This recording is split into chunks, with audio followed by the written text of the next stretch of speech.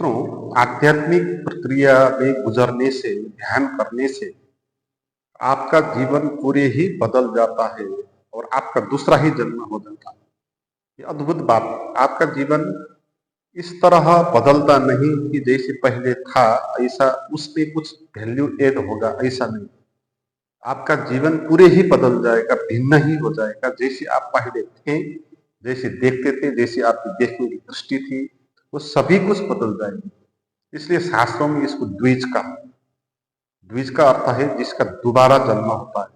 पहला जन्म तो माता पिता के द्वारा हमारा हो जाता है, मगर दूसरा भी हमारा एक जन्म होता है गुरुओं की दीक्षा के बाद, संन्यास के बाद, शास्त्रों को अध्ययन के बाद, ध्यान के बाद जो हमको उपलब्ध होता है। तो ये जो नई दुनिया है, ये आध्यात्मिक दुनिया है, ये बिल्कुल ही भिन्न है। ध्यान रखना है इसमें, ये बदली हुई जीवन नहीं, बदला हुआ जीवन नहीं। आपका जीवन पहला जैसा था, उसमें कुछ चीजें बदल के कुछ नई चीजें उसे ऐड नहीं होगी। आपका जीवन ही पूरे खत्म हो जाएगा। जैसे रात आप स्वप्न देखते हैं, जब आप जागते हैं तो स्वप्न का पूरा ही खत्म हो जाता है।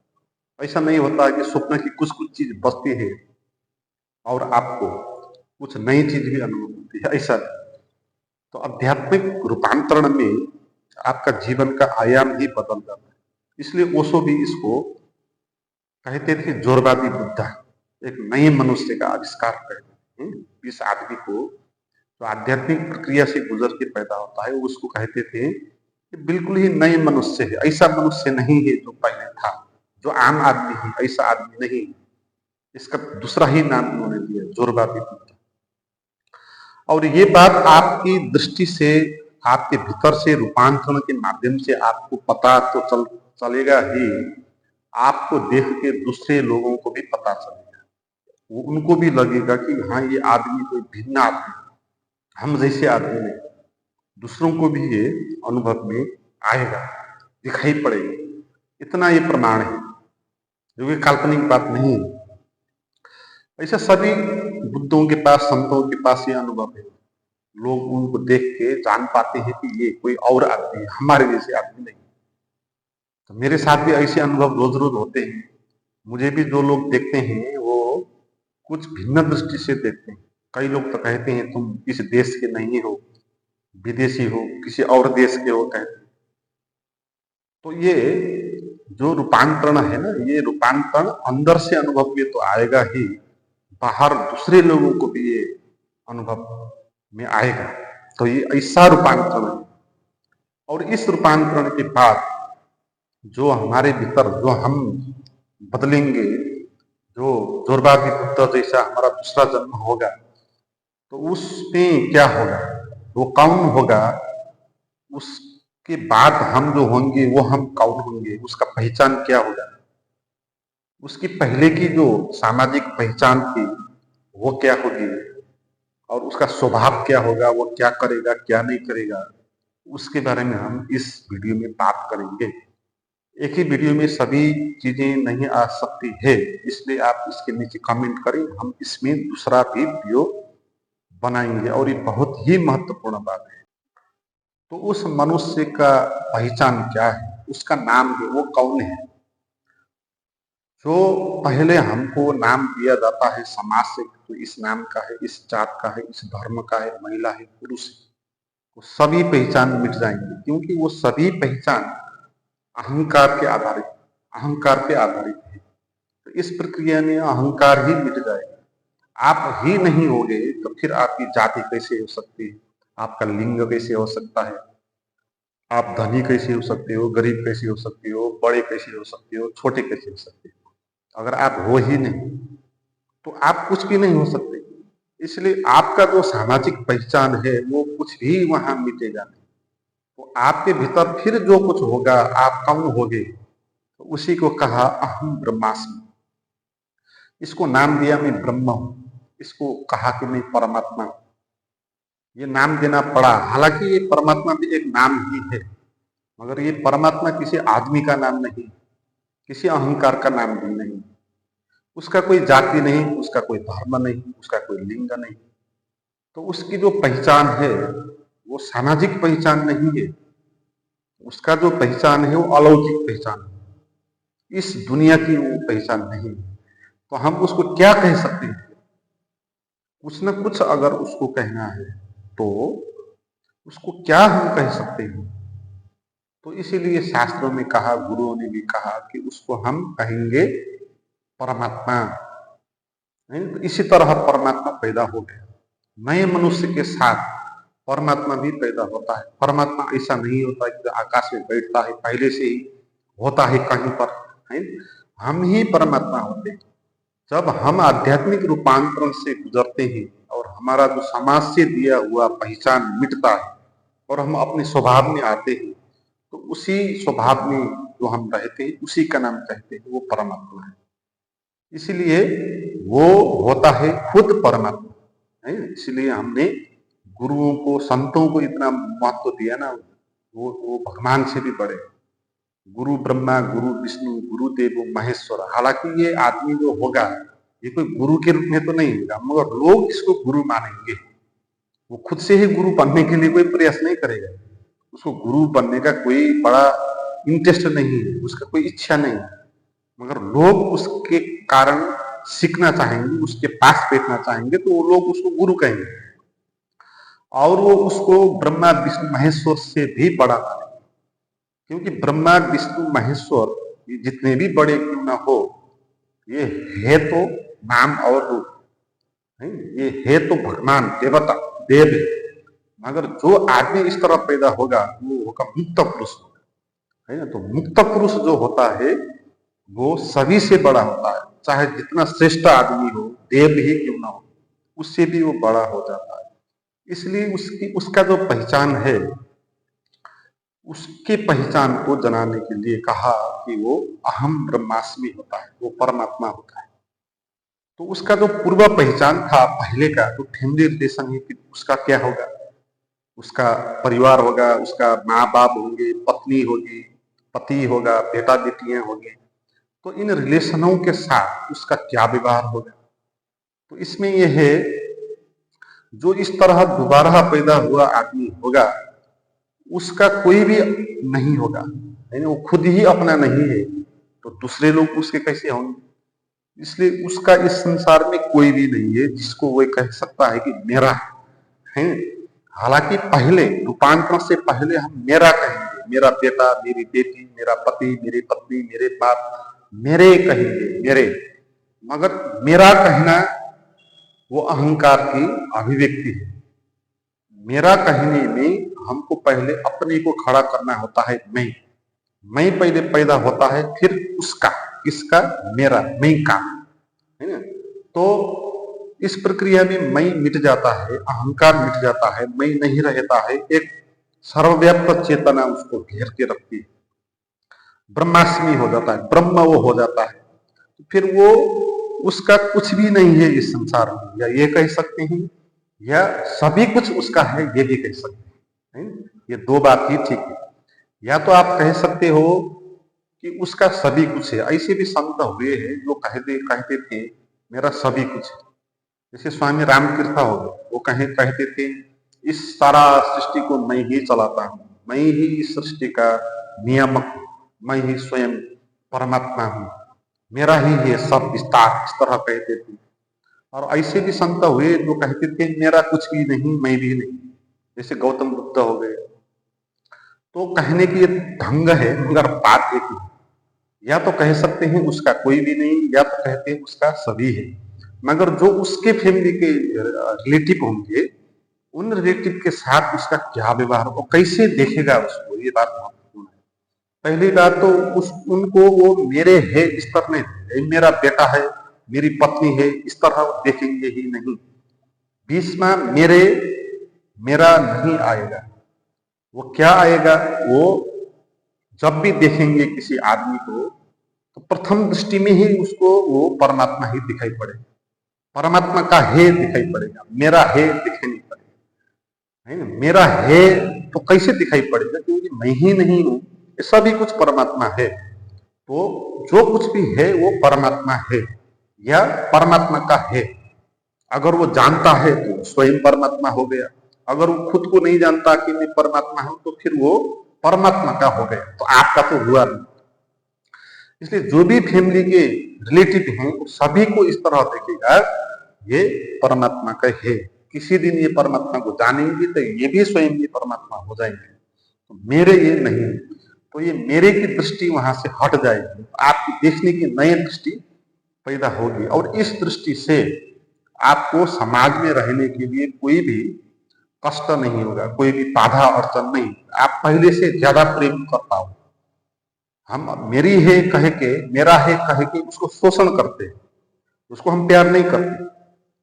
कहने में तो कहते हैं कि ये मेरा है, मेरी है, मगर इस तरह उसको हम प्यार करते हैं शोषण करने के कारण।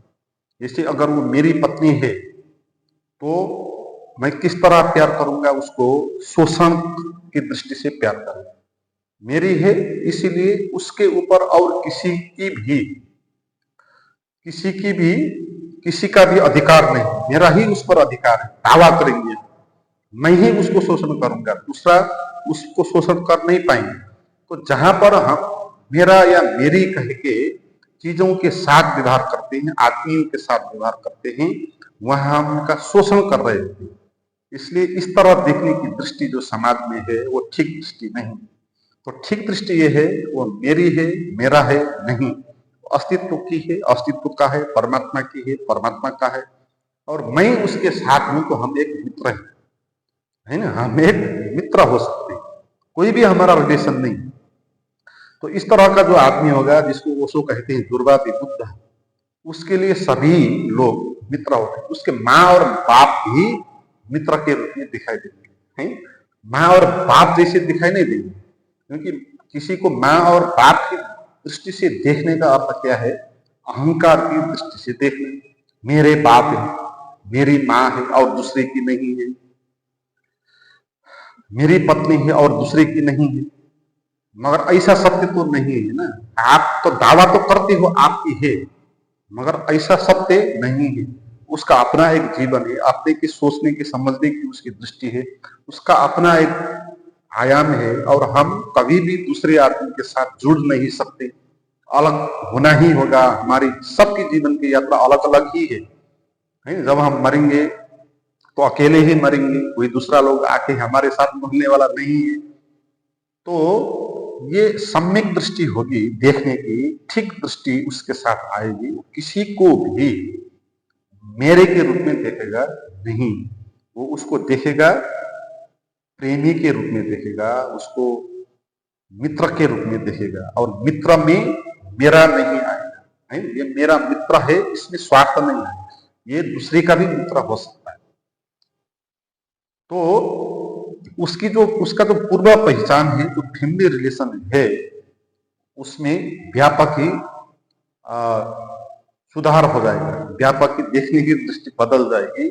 आपके लिए वो आदमी जो है आपके आसपास के, वो आपके बाद कुछ और ही दिखाई पड़ेंगे, पहले से कुछ भिन्न ही दिखाई पड़ेंगे, पहले से कुछ सुंदर दिखाई पड़ेंगे, उससे भी अच्छे दिखाई पड़ेंगे। तो ऐसा होगा। और ये जो आदमी होगा नए मनुष्य, वो क्या करेगा क्या नहीं करेगा, ये महत्वपूर्ण बात है। वो क्या करेगा और क्या नहीं करेगा, इसमें ये होगा कि ये आदमी न तो कुछ करेगा ना तो कुछ नहीं करेगा। करने में और नहीं न करने में उसकी कोई इंटरेस्ट नहीं, क्योंकि जो आदमी स्वयं को जानता है, स्वयं के साथ जो परमात्मा है उसके साथ जुड़ता है, तो वो परिपूर्ण हो जाता है, तृप्त हो जाता है। अब उसको कुछ पाने का इच्छा नहीं, उसको कुछ अभाव नहीं है ना। जिसके भीतर अभाव हो वो कुछ पाने के लिए काम कृत्य करता है।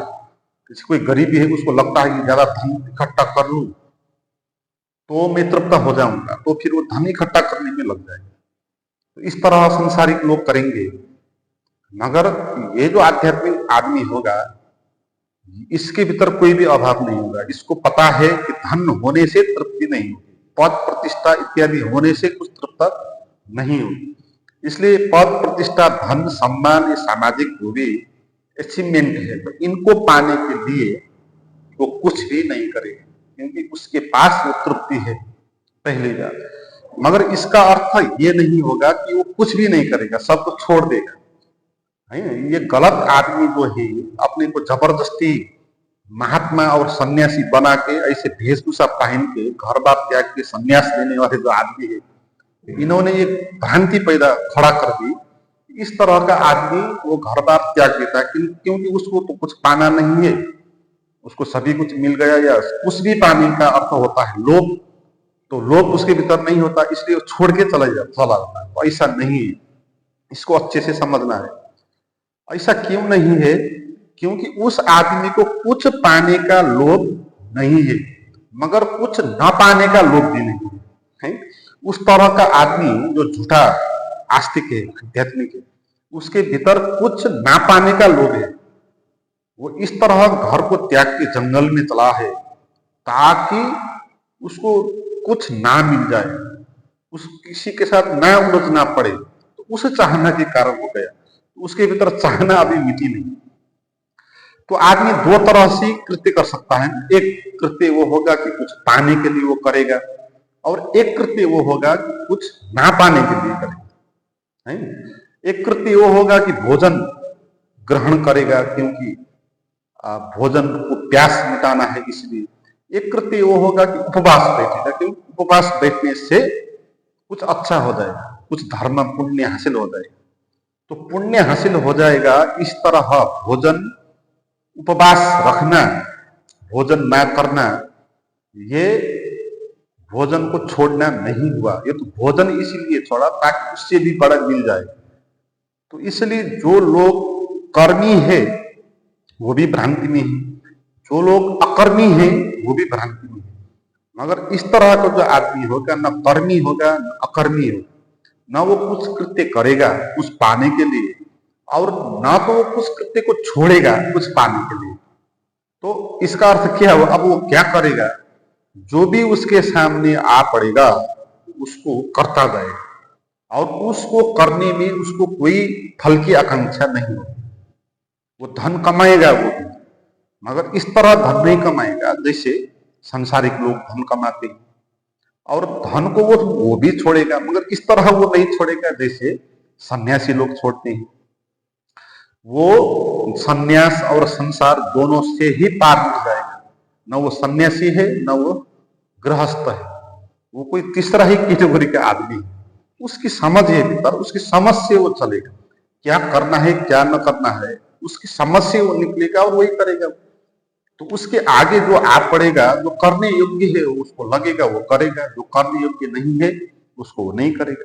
मगर किसी चीज को जबरदस्ती नहीं करने में भी नहीं लग जाएगा, किसी चीज को जबरदस्ती से करने में भी नहीं लगेगा।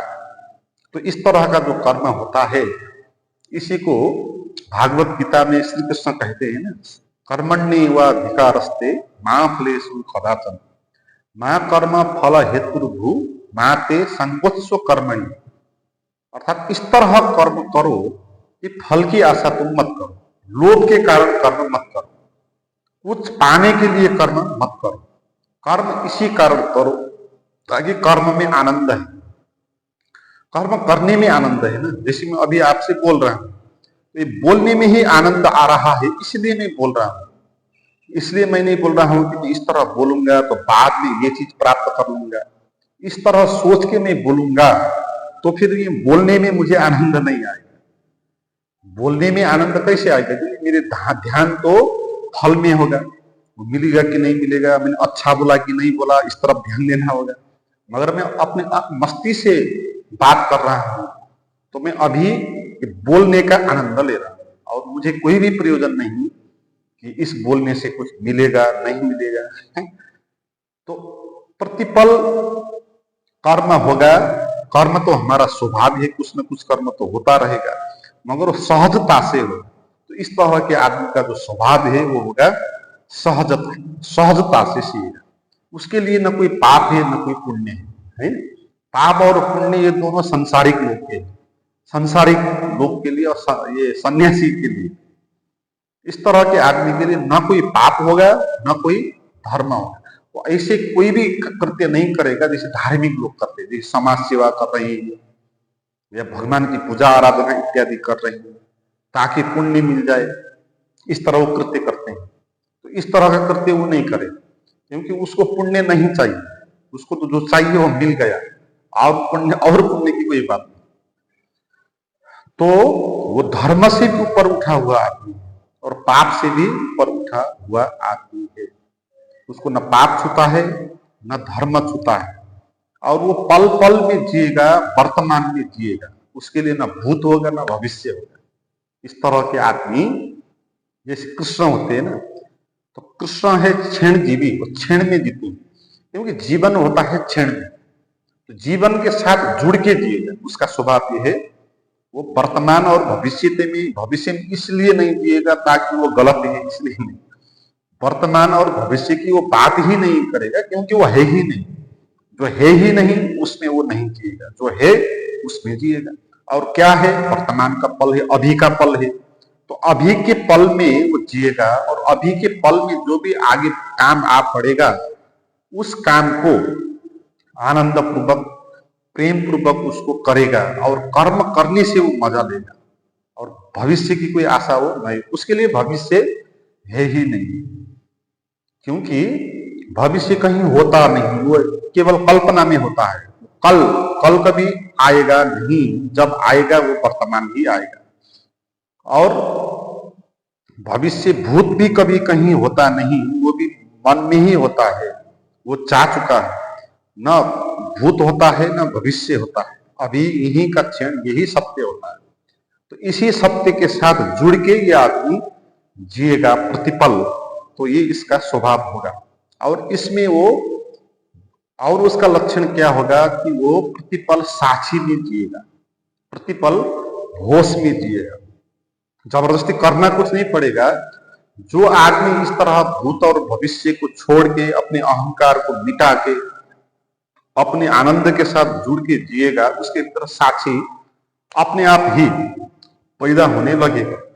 तो एक जैसे दिया जलता है लगातार निरंतर, ऐसे ही उसके भीतर भी एक साक्षी निरंतर दिया की तरह जलता रहेगा, जो कभी बुझेगा नहीं। तो उसी साक्षी भाव में वो प्रतिपल रहेगा, उसी में वो जिएगा। साक्षी से कभी भी वो टस मस नहीं होगा। उसका सेंटर है साक्षी। जहां देखेगा, जिसको भी देखेगा, वो प्रतिपल जो देखने वाला है, जो सुनने वाला है, उसको भी ध्यान में रख के, उसको भी उसके साथ जुड़ के वो जिएगा।